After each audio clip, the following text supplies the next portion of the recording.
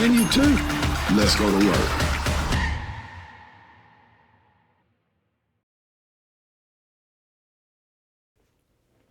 What's happening, baby? Happy New Year. 2024 is here, man, and the Sugar Bowl, the college football playoff, is here. Ready to go, baby. It's Monday, January 1st. We got Michigan and Alabama going at it first in the Rose Bowl, and then we got the Texas Longhorns versus the Washington Huskies in the Sugar Bowl. Had to jump on here real quick. Menu 2 Sports, Manuel Posada, your main man. To break down real quick why we going to beat the brakes off Washington. Couple of things. Haters been out there talking about my man Quinn Ewers as if he's just some guy, specifically you, Teddy Lehman of the Oklahoma Breakdown. Like the stuff you put out, specifically like Gabe Icard, Teddy Lehman's just a Oklahoma homer.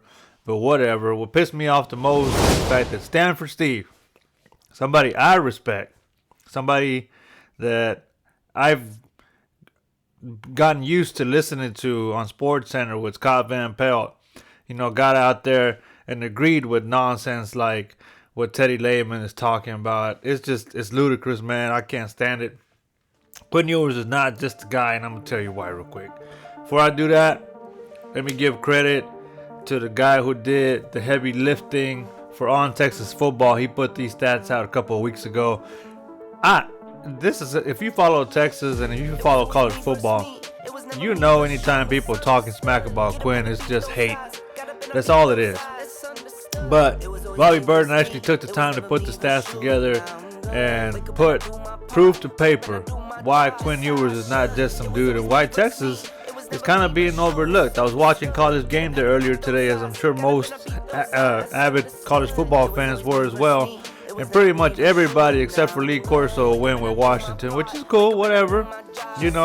Washington's playing the underdog role because Vegas has them as underdogs because the Sharks know what's up. They've not liked Washington all year long, and I think the mistake most people made was in believing that Oregon actually had the strength in the trenches.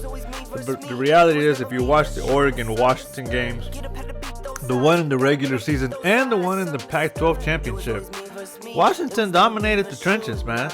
It's as simple as that. Sometimes the game of football is as simple as that. Yeah, you got skill players that can make great plays, but a lot of times it comes down to which line of scrimmage, who can impose their will at the line of scrimmage. Okay, and Texas has a great defensive line. We already know, Outland Trophy winner and all that, and Trevondre Sweat, Big 12 defensive lineman of the year in Byron Murphy. Okay, and Washington has a great offensive line. Okay, Joe Moore award-winning offensive line. That's like the Heisman Trophy for offensive lines, if you didn't know. The thing you don't know, or the thing people aren't taking into account, is you could have easily given that award to Texas. Texas themselves has a great offensive line, and I would argue Texas actually has better skill players at the offensive line. Players that are actually going to play in the NFL at a high clip. Players like Devon Campbell, players like Kelvin Banks, even Christian Jones, who's come a long way from the Tom Herman days. Okay, players like Cole Hudson. Okay, players you haven't even seen a whole lot yet. Players like Nato Umeozulu. Okay, Cam Williams. Our backups are players that are going to play in the NFL, and we've got one of the best offensive line coaches in the country. But we're going to, man, I'm just telling y'all right now, okay, whatever. All the talk's gone, all the stuff's gone, like Mac Brown said. It's put up or shut up time. So, a couple of things that stood out to me listening to Bobby Burton over on Texas Football. All the talk about Quinn Ewers, and we'll leave the haters aside, Teddy Lehman and them, they can go wherever they want with the he's just a guy talk. The reality of it is, the man in his second year was basically his true sophomore year. It's 248 for 359 this year. That's 71%. 71%. That's good to be better than Michael Penix, who is at 66% completion percentage for the season. Okay, so spare me all the nonsense about Washington's got the advantage at quarterback because Quinn Ewers is up and down and blah, blah, blah. Quinn Ewers was up and down last year when he was basically a true freshman. Okay, this year, aside from from getting injured earlier in the year and missing 2 games, the guy has been lights out, and he's come back playing still, somewhat injured in the TCU game and such, and he's come back for 71% completion percentage. So don't give me the nonsense, all right? 21 touchdowns, 6 interceptions. Okay, Penix is at 33 and 9 respectively. So, the quarterback matchup here is pretty much even Steven, if you ask me. And no scout out there is going to tell you that if both Penix and Ewers were going out this year, that they're taking Penix, a 6-year college football quarterback, over Quinn Ewers, who's only in his basically true sophomore year. All right, so advantage Texas there. Now, let's move to the offense, because there's been a lot of talk about the offense. I put the stats up on the screen for you that were shared by Bobby Burton of On Texas Football earlier in the week. But offensively, a lot of talk about this, Washington offense and how lethal they are. And the funny thing is, people talk about they don't run the football very well, but they don't need to run the football. That's baloney, man. If you want to be a good offense in football, period, you got to be able to run the football and throw the football. You have to have both faces. You have to play complementary, not just from offense to defense, but even just specifically when talking offensively. If you can't run the ball, if a team can stop your run with the light box, you're through. Right? You're not gonna be able to throw it around like they do. The reason Washington throws the ball very well as they do is because, number one, they can actually run the football against the light box. Their offensive line just won the Joel Moore Award. You're gonna give the Joel Moore Award to an offensive line that doesn't run the football? So miss me with all this stuff about Washington doesn't need to run the football. The reality of it is they run it well, but they don't run it as good as Texas. Okay? They don't run it as good as Texas. And as good as their offense is, with Michael Penix, with Rome Odunze, okay, with Polk, Texas's offense is even better.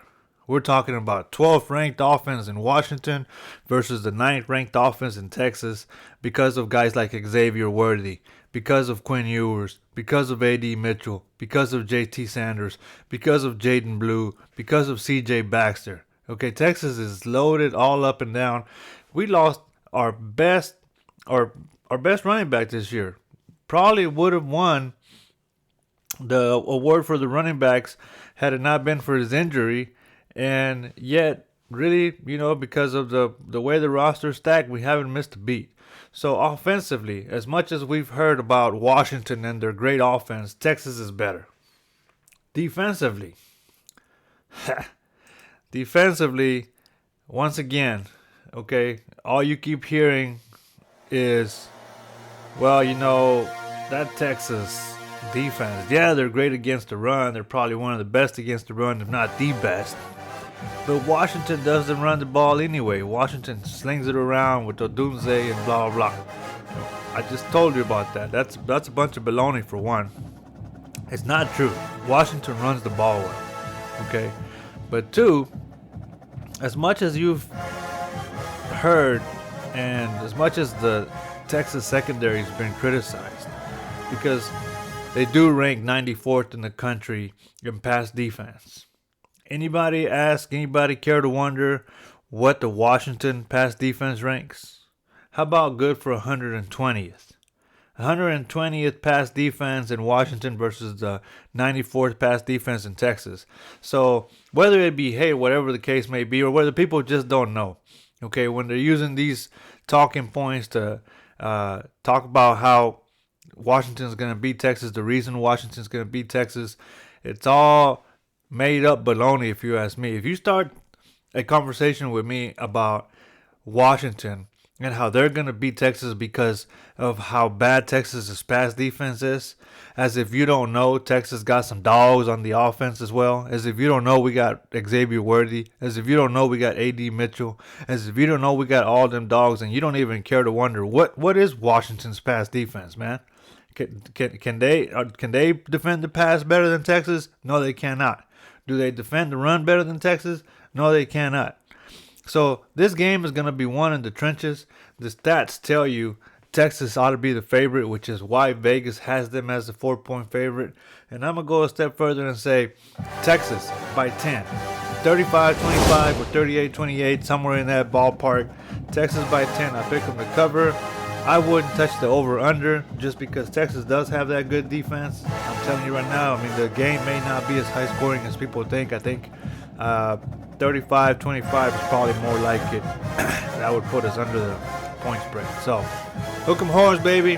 Happy New Year to all my dogs out there throughout the United States and the world. Happy New Year to all my Longhorn fans. How about them Cowboys, baby? Y'all know me with the Cowboys, man. We got a love-hate relationship because of Dak. But it is what it is. I hope everybody enjoys the games. In the Rose Bowl, that was a hard one, man. But I got to give it to Bama because I think Bama's going to be able to stop the run. And I think if Michigan's unable to stop that Bama offense from running the ball, then Jalen Milroe is going to tear them up. That's what hurt Bama against Texas is nobody runs the ball on Texas, baby. Nobody runs the ball on Texas. People about to find out. Hook 'em horns. Happy New Year. Enjoy the games, man. We'll see how it goes. Obviously, anything can happen. It is football. But I got faith in my horns. Hook 'em. I'm out. Please don't forget to hit that like button, hit the subscribe button, follow us for more content.